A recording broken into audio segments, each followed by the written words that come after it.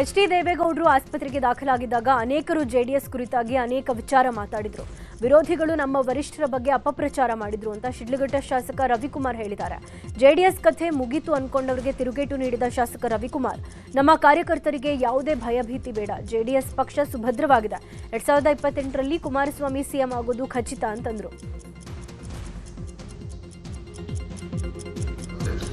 ಇವತ್ತು ನಮ್ಮ ಮುಂದೆ ಇರತಕ್ಕಂಥದ್ದು, ಇವತ್ತು ನಮ್ಮ ಕುಮಾರಣ್ಣವರ ಒಂದು ನಾಯಕತ್ವವನ್ನು ಈ ರಾಜ್ಯದಲ್ಲಿ ಮತ್ತೆ 2028ಕ್ಕೆ ಅವ್ರನ್ನ ಅಧಿಕಾರಕ್ಕೆ ತರಬೇಕು, ಅವ್ರನ್ನ ಈ ರಾಜ್ಯದ ಮುಖ್ಯಮಂತ್ರಿ ಮಾಡ್ಬೇಕಂತ ಏನು ಇವತ್ತು ಈ ರಾಜ್ಯದ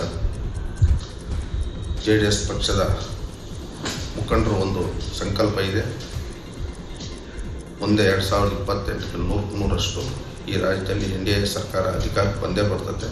ನಮ್ಮ ಕುಮಾರಣ್ಣವರು ಮುಖ್ಯಮಂತ್ರಿ ಆಗ್ತಾರೆ. ವಿಶೇಷವಾಗಿ ಈ ರಾಜ್ಯದಲ್ಲಿರ್ತಕ್ಕಂಥ ಎಲ್ಲ ರೈತರಿಗೆ, ಯುವಕರಿಗೆ ಒಳ್ಳೆಯದಾಗ್ತದೆ ಅಂತ ಈ ದೀಪಾವಳಿ ಹಬ್ಬ ದಿನ ನಾನು ಭಗವಂತನ ಇವತ್ತು ನೆನೆಸ್ಕೊಂಡ ಭಗವಂತನಿಗೆ ಪೂಜೆ ಮಾಡಿ. ಕೋಲಾರ ಜಿಲ್ಲೆಯ ಮುಳಬಾಗಿಲು ತಾಲೂಕಿನ JDS ಮುಖಂಡ ಆನಂದ್ ರೆಡ್ಡಿ ನಿವಾಸಕ್ಕೆ ಮೊನ್ನೆ ಸಚಿವ ಮುನಿಯಪ್ಪ ಭೇಟಿಯನ್ನು ಕೊಟ್ಟಿದ್ದರು. ಇನ್ನು ಇದೇ ವಿಚಾರವಾಗಿ ಆನಂದ್ ರೆಡ್ಡಿ ವಿರುದ್ಧ ಮತ್ತೋರ್ವ JDS ನಾಯಕ ಬಾಬು ಕಿಡಿಕಾರಿದ್ದಾರೆ. ಸಾಮಾಜಿಕ ಜಾಲತಾಣದಲ್ಲಿ ಪೋಸ್ಟ್ ಮಾಡಿರುವಂತಹ ಅವರು ಇತ್ತೀಚೆಗೆ ನಡೆದಂತ ಕೋಮುಲ್ ನಿರ್ದೇಶಕರ ಚುನಾವಣೆಯಲ್ಲಿ ಆನಂದ್ ರೆಡ್ಡಿ ಪಕ್ಷ ವಿರೋಧಿ ಚಟುವಟಿಕೆಯನ್ನು ಮಾಡಿದ್ದಾರೆ, JDS ಪಕ್ಷದಲ್ಲಿ ಇದ್ದುಕೊಂಡು ಕಾಂಗ್ರೆಸ್ ಪಕ್ಷದ ಪರ ಕೆಲಸವನ್ನು ಮಾಡಿದ್ದಾರೆ ಅಂತ ಆರೋಪವನ್ನು ಮಾಡಿದರು. ವಾಲ್ಮೀಕಿ ಸಮುದಾಯದ ಬಗ್ಗೆ ಅವಹೇಳನಕಾರಿಯಾಗಿ ಮಾತನಾಡಿದ್ದ ರಮೇಶ್ ಕತ್ತಿ ವಿರುದ್ಧ ಆಕ್ರೋಶ ಭುಗಿಲೆದ್ದಿದೆ. ವಾಲ್ಮೀಕಿ ಗುರುಪೀಠದ ಪ್ರಸನ್ನಾನಂದಪುರಿ ಮಾತನಾಡಿ ರಮೇಶ್ ಕತ್ತಿ ವಿರುದ್ಧ ಕಾನೂನು ಕ್ರಮಕ್ಕೆ ಆಗ್ರಹಿಸಿದ್ದಾರೆ. ಸಮಸ್ತ ಬೇಡ, ವಾಲ್ಮೀಕಿ ನಾಯಕ ಸಮಾಜಕ್ಕೆ ನೋವಾಗಿದೆ, ಸಮಾಜ ಇದನ್ನ ಖಂಡಿಸುತ್ತೆ. ನಮ್ಮ ಸಮಾಜದ ವಿರುದ್ಧ ಅವಹೇಳನಕಾರಿ ಪದ ಬಳಸಿದ ರಮೇಶ್ ಕತ್ತಿ ವಿರುದ್ಧ ಸೂಕ್ತ ಕ್ರಮ ಕೈಗೊಳ್ಳಬೇಕು ಅಂತ ಪ್ರಸನ್ನಾನಂದಪುರಿ ಸ್ವಾಮೀಜಿ ಆಗ್ರಹಿಸಿದ್ದಾರೆ. ಸೂಕ್ತವಾಗಿರ್ತಕ್ಕಂಥ ಕಾನೂನು ಕ್ರಮ ಜರುಗಿಸಬೇಕಂತ ಹೇಳಿ ಈ ಮೂಲಕವಾಗಿ ಇಡೀ ರಾಜ್ಯದ ಸಮಸ್ತ ಬೇಡ ವಾಲ್ಮೀಕಿ ನಾಯಕ ಸಮುದಾಯ, SC/ST ಸಮುದಾಯ ಇದನ್ನು ತೀವ್ರವಾಗಿ ನಾವು ಖಂಡಿಸ್ತಾ ಇದ್ದೇವೆ. ಹದಗೆಟ್ಟ ರಸ್ತೆಯಿಂದ ನಿಯಂತ್ರಣ ತಪ್ಪಿ ಲಾರಿ ಪಲ್ಟಿಯಾಗಿರುವಂಥ ಘಟನೆ ಗದಗ ಜಿಲ್ಲೆ ಶಿರಹಟ್ಟಿ ತಾಲೂಕಿನ ಮಾಗಡಿ ಸಮೀಪ ನಡೆದಿದೆ. ಹತ್ತಿ ತುಂಬಿಕೊಂಡು ಗದಗದಿಂದ ಹಾವೇರಿ ಜಿಲ್ಲೆ ಸಮನೂರು ಕಡೆ ಲಾರಿ ಹೊರಟಿತ್ತು. ರಸ್ತೆ ಪಕ್ಕ ಬೈಕ್ ನಿಲ್ಲಿಸಿ ರೈತರು ಜಮೀನಿಗೆ ತೆರಳಿದ್ರು. ಈ ವೇಳೆ ಎದುರುಗಡೆಯಿಂದ ಬರ್ತಾ ಇದ್ದಂಥ ಬೈಕ್ ತಪ್ಪಿಸಲಿಕ್ಕೆ ಹೋಗಿ ಲಾರಿ ಪಲ್ಟಿಯಾಗಿದೆ. ಲಾರಿ ಅಡಿ ಸಿಲುಕಿ ಬೈಕ್ ಅಪ್ಪಚ್ಚಿ ಆಗಿದೆ. ಹದಗೆಟ್ಟ ರಸ್ತೆಯನ್ನು ಸರಿಪಡಿಸುವಂತೆ ಸಾರ್ವಜನಿಕರು ಒತ್ತಾಯವನ್ನು ಮಾಡಿದರು. ಬೈಕ್ಗೆ ಸರ್ಕಾರಿ ಬಸ್ ಡಿಕ್ಕಿಯಾಗಿ ಸ್ಥಳದಲ್ಲೇ ಮಹಿಳೆ ಸಾವನ್ನಪ್ಪಿರುವ ಘಟನೆ ಕೊಪ್ಪಳದ ಟನ್ನನಕನಲ್ಲು ಬಳಿ ನಡೆದಿದೆ. ಸುನೀತಾ ಮೃತ ಮಹಿಳೆ ಪತಿ ದೇವಪ್ಪ ಹಾಗೂ ಮಗನೊಂದಿಗೆ ಕೊಪ್ಪಳಕ್ಕೆ ಹೋಗ್ತಿದ್ರು. ಈ ವೇಳೆ ಕುಷ್ಟಗಿಯಿಂದ ಬರ್ತಾ ಇದ್ದ ಬಸ್ ಬೈಕ್ನ ಹಿಂಬದಿಗೆ ಡಿಕ್ಕಿ ಹೊಡೆದಿದೆ. ಬೈಕ್ನಿಂದ ಬಿದ್ದ ಸುನೀತಾ ಬಸ್ ಚಕ್ರದಲ್ಲಿ ಸಿಲುಕಿ ಸಾವನ್ನಪ್ಪಿದ್ದಾರೆ. ಈ ಸಂಬಂಧ ಕೊಪ್ಪಳ ಗ್ರಾಮೀಣ ಠಾಣೆಯಲ್ಲಿ ಪ್ರಕರಣ ದಾಖಲಾಗಿದೆ. ಬಸ್ ಮತ್ತು ಟ್ರ್ಯಾಕ್ಟರ್ ನಡುವೆ ಮುಖಾಮುಖಿ ಡಿಕ್ಕಿ ಸಂಭವಿಸಿದ ಪರಿಣಾಮ 4 ಗಂಭೀರವಾದಂತಹ ಗಾಯಗಳಾದಂಥ ಘಟನೆ ರಾಯಚೂರು ಜಿಲ್ಲೆಯ ಸಿರವಾರದ ಬಳಿ ನಡೆದಿದೆ. ಘಟನೆಯಲ್ಲಿ 4 ಕಾಲುಗಳು ಸಂಪೂರ್ಣ ನಜ್ಜುಗುಜ್ಜಾಗಿತ್ತು. ರಾಯಚೂರಿನ ರಿಮ್ಸ್ ಆಸ್ಪತ್ರೆಯಲ್ಲಿ ಚಿಕಿತ್ಸೆಯನ್ನು ಕೊಡಲಾಗ್ತಾ ಇದೆ. ಗಾಯಾಳುಗಳನ್ನು ಹುಸೇನ್ ಸಾಬ್, ಕಲಂದರ್, ನರಸಮ್ಮ, ಲಕ್ಷ್ಮಿ ಅಂತ ಗುರ್ತು ಮಾಡಲಾಗಿದೆ. ರಾಯಚೂರಿನಿಂದ ಸಿರವಾರಕ್ಕೆ ಹೊರಟಿದ್ದಂಥ ಬಸ್ ಟ್ರ್ಯಾಕ್ಟರ್ಗೆ ಡಿಕ್ಕಿ ಹೊಡೆದಿದೆ. ಘಟನೆಗೆ ಸಂಬಂಧಪಟ್ಟಂತೆ ಸಿರವಾರ ಪೊಲೀಸ್ ಠಾಣೆಯಲ್ಲಿ ಪ್ರಕರಣ ದಾಖಲಾಗಿದೆ. ಬೆಂಗಳೂರು ದಕ್ಷಿಣ ಜಿಲ್ಲೆಯ ಚನ್ನಪಟ್ಟಣದ ಮುದಗಿರೆ ಗ್ರಾಮದ ಸಹಕಾರ ಸಂಘದ ಆಡಳಿತ ಮಂಡಳಿ ಚುನಾವಣೆ ಸಾಕಷ್ಟು ಜಿದ್ದಾಜಿದ್ದಿಗೆ ಬಿದ್ದಿತ್ತು. ಹಗ್ಗಜಗ್ಗಾಟದ ನಡುವೆ ನಿನ್ನೆ ಸಂಜೆ ವೇಳೆಗೆ ಫಲಿತಾಂಶ ಹೊರಬಂದಿತ್ತು. ಕಾಂಗ್ರೆಸ್ ಬೆಂಬಲಿತ ಸದಸ್ಯರು ಜಯಭೇರಿ ಬಾರಿಸುವ ಮೂಲಕ JDSಗೆ ಶಾಕ್ ನೀಡಿದ್ದಾರೆ. ಚನ್ನಪಟ್ಟಣ ಬಮೂಲ್ ನಿರ್ದೇಶಕ S. ಲಿಂಗೇಶ್ ಕುಮಾರ್ 7 ಜನ ಸದಸ್ಯರಿಗೆ ಅಭಿನಂದನೆ ಸಲ್ಲಿಸಿದರು.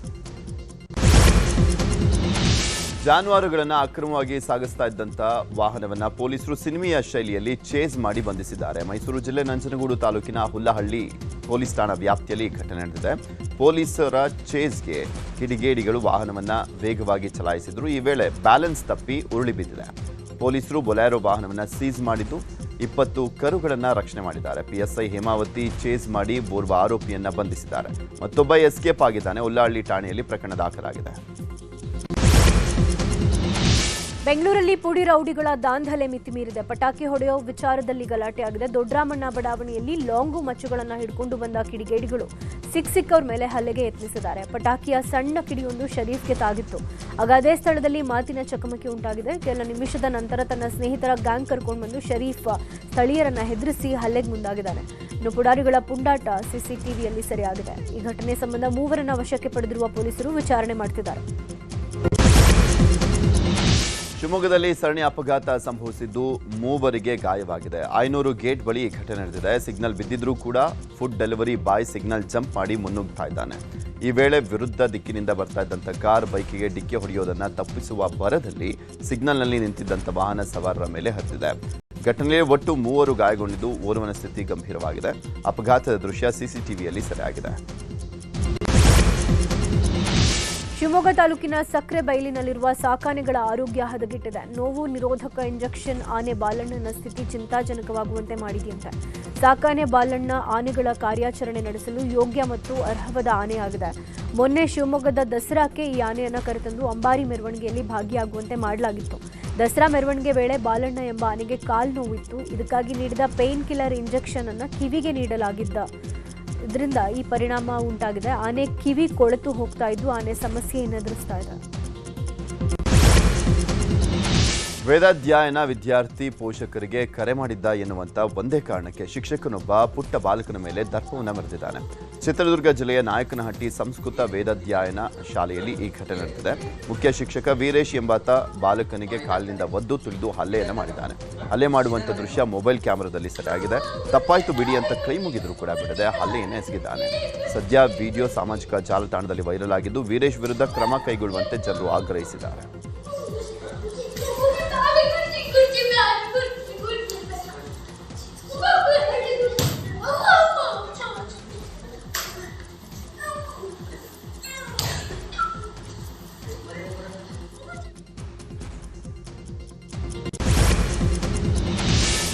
ದೀಪಾವಳಿ ಹಬ್ಬದ ಹಿನ್ನೆಲೆ ಪರಪ್ಪನ ಅಗ್ರಹಾರ ಜೈಲಿನಲ್ಲಿ ಎಲ್ಲ ಖೈದಿಗಳಿಗೂ ನಿನ್ನೆ ಮೈಸೂರು ಪಾಕ್ ವಿತರಿಸಲಾಗಿದೆ.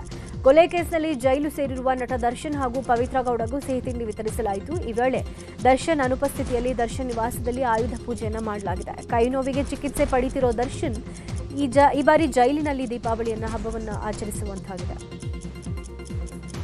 ಇನ್ನು ಪವಿತ್ರ ಗೌಡ ಕೂಡ ಜೈಲಿನಲ್ಲೇ ಕಾಲ ಕಳೆದಿದ್ದಾರೆ. ಪ್ರತಿ ಬಾರಿ ತನ್ನ ಕುಟುಂಬದ ಜೊತೆ ಹಬ್ಬ ಆಚರಿಸ್ತಾ ಇದ್ದ ಪವಿತ್ರ ಗೌಡ ಒಬ್ಬಂಟಿಯಾಗಿದ್ದಾರೆ.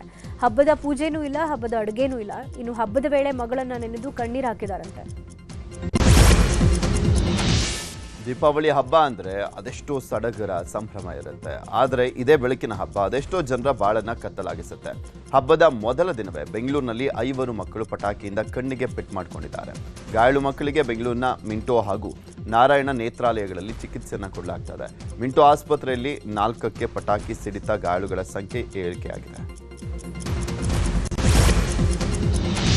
ದೇಶಾದ್ಯಂತ ಸಂಭ್ರಮದಿಂದ ದೀಪಾವಳಿ ಹಬ್ಬವನ್ನು ಆಚರಿಸಲಾಗ್ತಾ ಇದೆ. ಚಾಮರಾಜನಗರ ಜಿಲ್ಲೆಯ ಮಲೆ ಮಹದೇಶ್ವರ ಬೆಟ್ಟಕ್ಕೆ ಸಹಸ್ರಾರು ಭಕ್ತರು ಆಗಮಿಸುತ್ತಿದ್ದಾರೆ.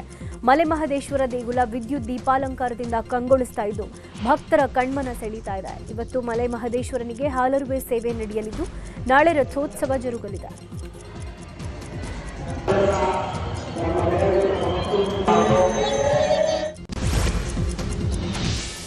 ಬೆಳಕಿನ ಹಬ್ಬ ದೀಪಾವಳಿ ಆರಂಭಗೊಂಡಿದೆ. ನಿನ್ನೆ ನರಕ ಚತುರ್ದಶಿ ಎಣ್ಣೆ ಸ್ನಾನ ಸಂಪ್ರದಾಯವನ್ನು ಎಲ್ಲೆಡೆ ಆಚರಣೆ ಮಾಡಲಾಯಿತು.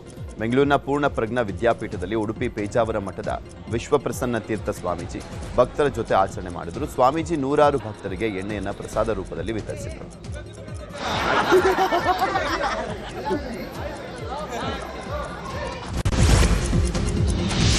ಕೊಪ್ಪಳದಲ್ಲಿ ದೀಪಾವಳಿ ಹಬ್ಬದ ಖರೀದಿ ಜೋರಾಗಿ ನಡೀತಾ ಇದೆ. ಹಬ್ಬದ ಹಿನ್ನೆಲೆ ಹೂವು, ಹಣ್ಣು, ಬಾಳೆದಿಂಡು, ಕಬ್ಬು, ಮಾವಿನ ತಳಿರು ಮಾರಾಟ ಭರಾಟೆ ಜೋರಾಗಿದೆ.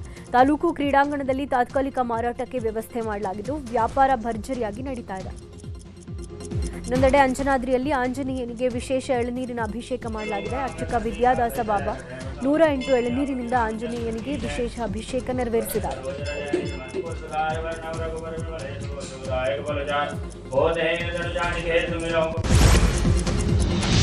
ಹಾಸನಾಂಬೆ ಸಾರ್ವಜನಿಕ ದರ್ಶನಕ್ಕೆ 2 ದಿನ ಬಾಕಿ ಇದೆ.